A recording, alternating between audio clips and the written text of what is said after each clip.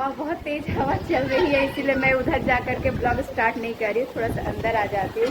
तो आज है संडे और ब्लॉग की शुरुआत करते हैं। आप लोग कैसे हैं कमेंट करके बताइएगा। मैं बिल्कुल ठीक हूँ। अभी सुबह से तबीयत खराब चल रही थी, इसीलिए मैं सुबह से ब्लॉग स्टार्ट नहीं की।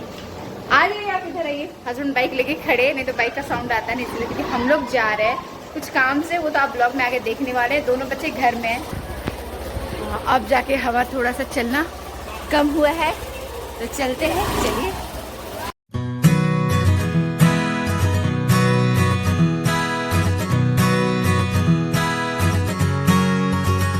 हम लोग पहले कुछ दिन पहले ना ये हैंडल ले करके गए थे, लेकिन उसको वापस रिटर्न करके ये कैंसिल हैंडल हम लोग लेने के लिए आए हैं, क्योंकि हम लोग ध्यान नहीं दिए। बाद में वो हम लोग का खुद का ध्यान गया, कारपेंटर का नहीं। कारपेंटर तो कह रहा था आप हैंडल लगाओ, लेकिन हमने कहा कि नहीं, कैंसिल हैंडल ही लगाना सही रहेगा, क्योंकि अगर हम लोग हैंडल लगा लेंगे ना तो हमारा क्या हो रहा है, टीवी यूनिट का जो नीचे बॉक्स का है उसका एक जो है दरवाज़ा, वो सीधे वॉल को टच होगा तो हैंडल से वॉल डैमेज हो जाएगा। सेम टू सेम वही वार्डरोब का जो एक दरवाज़ा है वो भी वॉल को डायरेक्ट टच हो रहा है तो हैंडल से वो वॉल भी डैमेज हो जाएगा। तो इसलिए हम लोग बोले नहीं, कंसील लगाना पड़ेगा, और एक दरवाजे में कंसील लगाएंगे तो हमको सब में कंसील लगाना पड़ेगा। तो हमारी मजबूरी हो गई कि हमें वार्डरोब और टीवी यूनिट दोनों में हमें कंसील वाला हैंडल हमें डालना पड़ा। अगर हम लोग बाहर से जो हैंडल पकड़ के जो करते, जो नॉर्मल सभी लोग करते हैं, तो उसके लिए कारपेंटर को क्या करना था ना, 1 इंच का बीट डाल करके फिर से काम स्टार्ट करना था, ताकि जो वॉल साइड का जो दरवाज़ा है वो वॉल में ना टच हो जाए, जिससे हैंडल से वॉल डैमेज ना हो जाए। पर ये दिमाग उसको लगाना था। ये हमने हैंगर ख़रीदा है, क्योंकि अब हम लोग हैंगर इसको ऐसे जगह रखेंगे कि खोले हुए जो कपड़े होते हैं, जैसे बच्चों का यूनिफॉर्म हो गया जो 2 दिन पहनते हैं, या फिर जीन्स वगैरह आधे घंटे के लिए हम लोग पहने, फिर उसको सेकेंड डे भी हम लोग को पहनना रहता है, तो वैसे खोले हुए कपड़े रखने के लिए हैंगर चाहिए होता है। पहले तो ऐसे बेडरूम में रखा रहता था कि खोले हुए कपड़े हैंगर में डल सबको दिखता था, पर ये हैंगर को हम लोग छिपा के रखेंगे दरवाज़ा के पीछे, और स्टील का हमने लिया है ताकि जंग ना लगे। तो हम लोग यहाँ से हैंगर और हैंडल दोनों लेकर के बगल वाले दुकान में चले आए, क्योंकि हम लोग देखे कि वहाँ पर हमें फ्रिज का स्टैंड और वॉशिंग मशीन का स्टैंड हमें दिखा। तो फ्रिज के लिए और वॉशिंग मशीन के लिए स्टैंड लेना है, क्योंकि फ्रिज के ऊपर स्टैंड था, लेकिन इनकी वजह से वो मैं गुस्से में तोड़ दी। ये वॉशिंग मशीन का स्टैंड है और ये फ्रिज का, ठीक है, तो दोनों एक एक ले लेते हैं। किचन में टाइल्स की काम चल रही थी ना, तो पूरा टाइल्स की वजह से पूरा गीला सीमेंट पूरा जम गया था फ्रिज के स्टैंड के ऊपर। तो मैं हस्बैंड को बोली थी कि फ्रिज हम लोग दोनों मिलके हटा देते, स्टैंड निकालते, जिसको मैं बाथरूम में ले जा करके धोऊंगी। तो हस्बैंड बोले कि नहीं, हटाने की ज़रूरत नहीं, ऐसे साफ़ कर लो। तो ये तो इम्पॉसिबल था। तो फिर मुझे आया गुस्सा कि ठीक है, अगर आपको मेरी बात नहीं मानी तो मैं अकेले कर लूँगी। मुझे पता था कि मैं अकेले करूँगी तो ये स्टैंड टूटेगा और मुझे भी तकलीफ़ होगी, क्योंकि मैं भारी सामान हटाती तो मेरे लंग्स के प्रॉब्लम की वजह से मुझे सीने में दर्द देता है। और हुआ भी वही कि जब मैं फ्रिज अकेले हटा रही थी, पूरा लोड स्टैंड पे गया, स्टैंड टूट गया और मेरे सीने में दर्द भी स्टार्ट हो गया था, जिसकी वजह से मैं पूरा दिन परेशान रही थी। लेकिन मुझे बहुत गुस्सा आया था उस टाइम पे। कभी कभी मुझे ना बहुत गुस्सा आ जाता है। साथ में मैं वॉशिंग मशीन का भी स्टैंड ले ली, क्योंकि वॉशिंग मशीन हम लोग किचन में रखते हैं ना, और फिर जब कपड़े धोने होते तो उस वॉशिंग मशीन को हम लोग बाथरूम के बाहर रखते हैं, ताकि पानी हम लोग ड्रेन कर सके। तो स्टैंड हमारे पास नहीं था, तो फर्स्ट टाइम मैं स्टैंड ले रही थी वॉशिंग मशीन के लिए।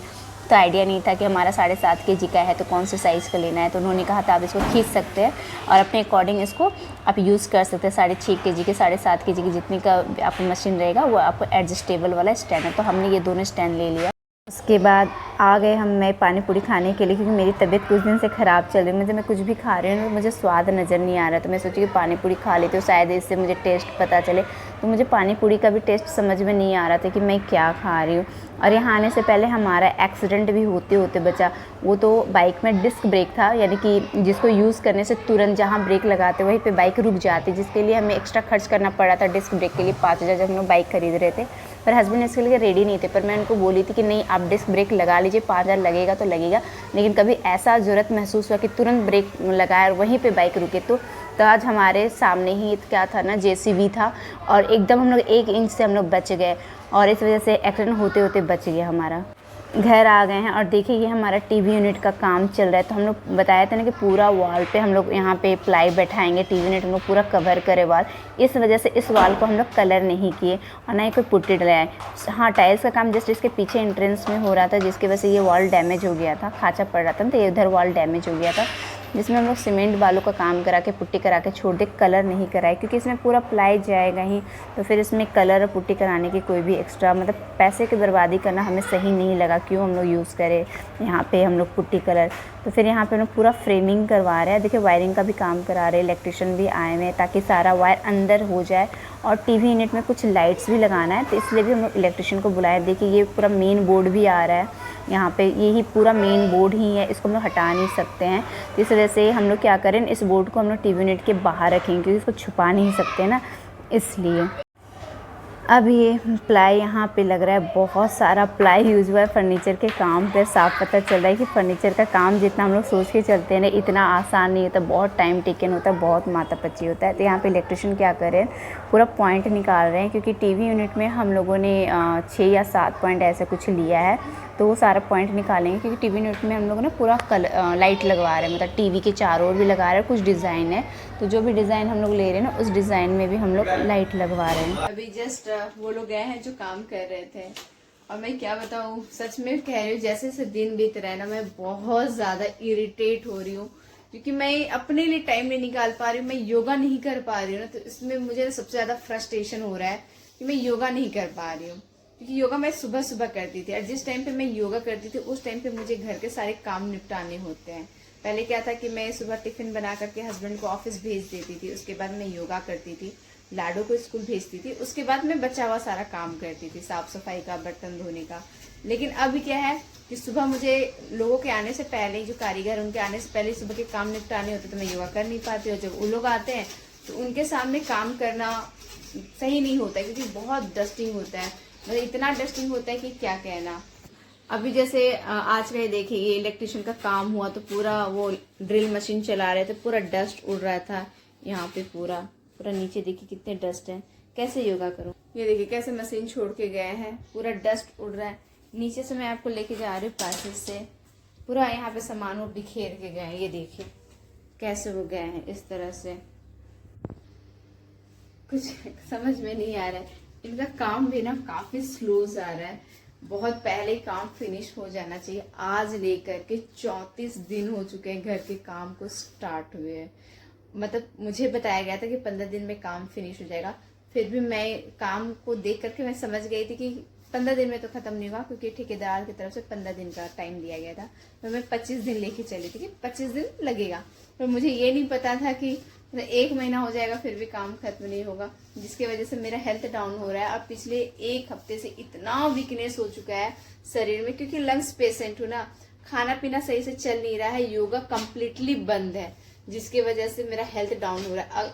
अब मेरा मन नहीं करता खाने पीने में, अब ऐसा हो गया ना इरिटेशन कि मैं खाना खाने बैठती हूँ ना, तो मैं खा नहीं पाती हूँ, मुझे भूख ही नहीं लगता, मेरा भूख मर चुका है, कुछ भी खाने की इच्छा मन में नहीं होती है। इस वजह से ही मैं पानी पूरी भी खाई थी कि मुंह का टेस्ट चेंज करेंगे, ये कुछ भी खाने को मन ही नहीं करता। कुछ भी खाने के लिए बैठती हूँ, खाना मैं आधा भी नहीं खा पाती हूँ, खाना छोड़ देती हूँ। ये भी एक वजह है कि वीकनेस हो रहा है, क्योंकि मेरा पूरा टेंशन है ना घर के काम को लेकर के, पूरा मतलब सामान बिखरा पड़ा है। ये देखिए कैसे, मतलब मन है ना अजीब सा लगता है। कहाँ मैं घर को सुंदर बनाने के लिए काम कर रही थी, कहाँ इतना घर इतना फैला फैला देखने की बिल्कुल आदत नहीं है।